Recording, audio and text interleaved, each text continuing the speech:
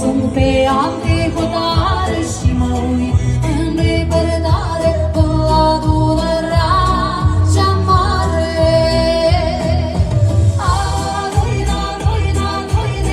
Doina să mă liniștesc când te văd în țara mea ce mi-a vină inima. Doina să mă liniștesc, ăsta este cântecul ce mi-a vină sufletul. Te-au convins amarnic